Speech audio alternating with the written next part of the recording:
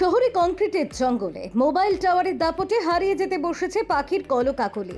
তাই ফিরে এলো যেন রাজু সেনদের তৎপরতায় উত্তর কলকাতায় বেলেঘাটায় বসলো পাখির মেলা, যেখানে অবিরাম পাখির কলতান শোনা যাবে। বেশিরভাগই বিদেশি ও বিরল। বিধায়ক পরেশ পালের উদ্যোগে প্রতিবারই বসে পাখি মেলা, এবারও অন্যথা হয়নি। পরেশ পালের উদ্যোগে ও ৩৫ নম্বর ওয়ার্ডের পৌর প্রতিনিধি আশুতোষ দাসের সহযোগিতায় ১ মাস ব্যাপী হবে পাখির মেলা এবং সাংস্কৃতিক মিলন মেলা। পাখির মেলায় এসে রাজু সেনের প্রশংসা করতে ভোলেনি পরেশ পাল। রাজু সেনের উদ্যোগে এই পাখির মেলা হয়। শুধু পাখির মেলা না, বিভিন্ন ধরনের সোশ্যাল কাজ এই অঞ্চলে আমরা প্রতি বছর আসি। আমার খুব ভালোই লাগে সকলের উদ্যোগকে, আমি খুব ভালোই লাগে। আমি আর কখন প্রতি বছর এদের সহযোগিতায় আসি, কখনো এসে কখনো মন্দির। নতুন বছরে জনসাধারণের উদ্দেশ্যে আপনার অঞ্চলের মানুষের উদ্দেশ্যে কি বার্তা দেবে?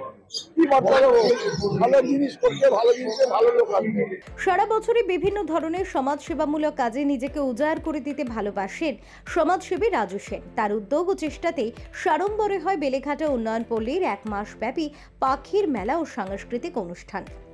খুব ভালো লাগছে। আমি এই বছরে যে কদিন কাজ করছি, অনেক প্রোগ্রামে গেছি, প্রথমবার এরকম এত সুন্দর একটা প্রোগ্রামে আসতে পারলাম, তো খুবই ভালো লাগছে।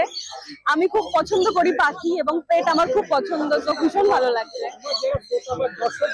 নতুন বছর শুরু হয়েছে, নতুন বছর ৩৬৫ দিন, প্রত্যেকটা দিন সুন্দর করে কাটুক, সুস্থভাবে কাটুক, হাসি মুখে কাটুক।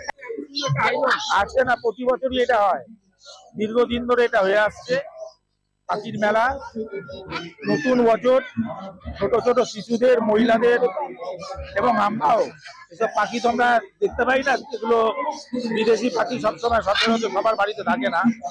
তাই এই মেলার মাধ্যমে বিভিন্ন রকমের পাখিকে আমরা একসঙ্গে দেখতে পারি, হচ্ছে দেখতে। তাই উদ্যোগ নেয় রাজু, প্রতিবারই করে এটা।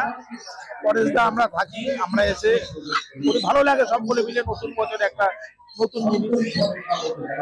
শুধু পাখি বা সাংস্কৃতিক অনুষ্ঠানই নয়, শিশুদের জন্য বিভিন্ন দোলনা, ফুড স্টল সবকিছুই হাজির। উদ্বোধনের মুহূর্তে উপচে পড়েছে ভিড়। এলাকার মানুষের জন্য রাজু সেনের এমন আয়োজন স্বভাবতই খুশি বিধায়ক পরেশ পাল সহ পুরপিতা আশুতোষ দাসেরা। Bureau report, channel 10।